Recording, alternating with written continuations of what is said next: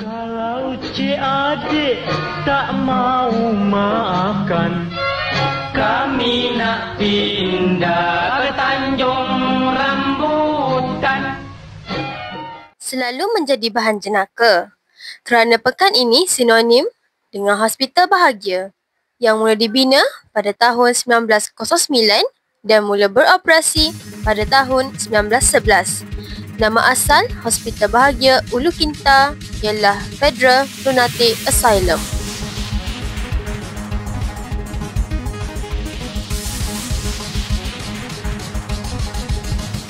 Bersama saya, Aisyah Umairah binti Rizwan, menyingkap bahagia yang tersimpan di Museum Secretary Tanjung Rambutan.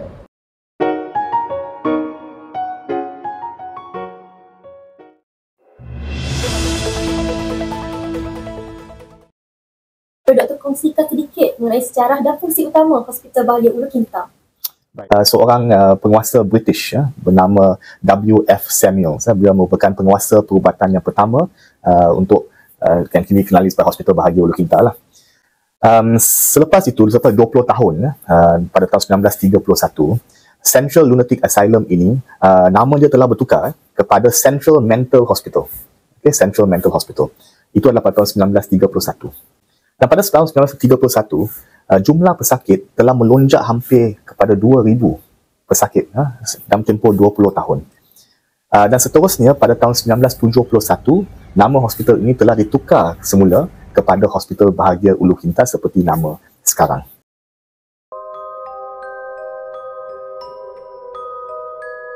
Tahukah anda tempat ini menyimpan sejarah terbesar dunia sekretari negara?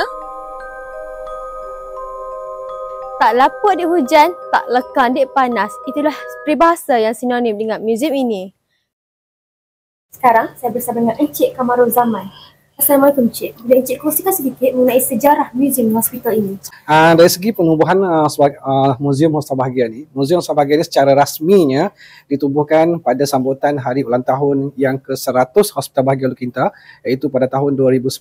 Dan penolong perabotan mendapat idea untuk menubuhkan satu museum yang memamerkan barang-barang yang digunakan di Hospital Bahagia daripada zaman selepas penubuhan Hospital Bahagia pada tahun 1911.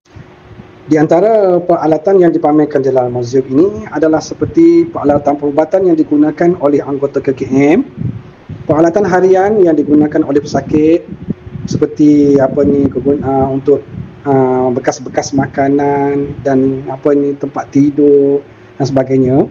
Peralatan yang digunakan untuk aktiviti kemahiran dan pertukangan oleh pesakit. Kemudian gambar-gambar aktiviti pesakit yang dijalankan seperti bersukan, berkebun. Meja ini mungkin kelihatan seperti meja yang lama. Namun, jika kita lihat daripada dekat, kita boleh lihat contengan rahsia daripada luahan hati daripada pesakit-pesakit di hospital ini. Pada ukiran ini, tersembunyi suara yang tidak pernah didengar. Ukiran halus ini bukan sekadar tanda. Ia adalah kisah jiwa yang mencari erti bahagia di sebalik sunyi. Di sebalik sejarah dan khazanah yang tersimpan di Museum Secretary tadi, masih ada kisah yang lebih mencabar. Kisah pesakit di ward forensik yang menempuh rawatan sambil menebus kesilapan lalu. Perkhidmatan forensik psikiatri ini melibatkan pemeriksaan mental ke atas semua orang yang dituduh di mahkamah untuk perbuatan jenayah.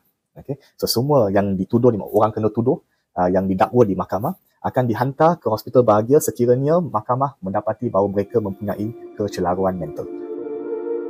Jadi, nama Tanjung Rambutan sewajarnya tidak lagi menjadi jenaka.